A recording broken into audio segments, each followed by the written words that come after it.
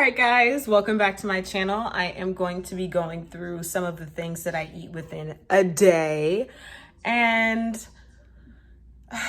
it's gonna be a little mix. I mean, it can vary. Sometimes I change up my dinner routine.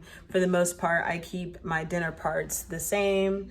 Just always eggs, always some toast, always avocados. Now, whether that is grits or whether that's oatmeal or, fresh fruit substitute or all of them, bacon sometimes. Yeah, I'm going to pretty much take you through everything that, I go through in a day. So I have a lot of people ask me, how do you maintain your weight? Blah, blah, blah, blah, blah, things like that. I'm not a vegetarian. I'm not a vegan. I don't try to overeat on red meats, especially, but, I'll dabble in, chicken, pasta, fish. I do a lot of vegetable sides as well. I try to do a lot of potatoes. I'm a potato girl. So yeah,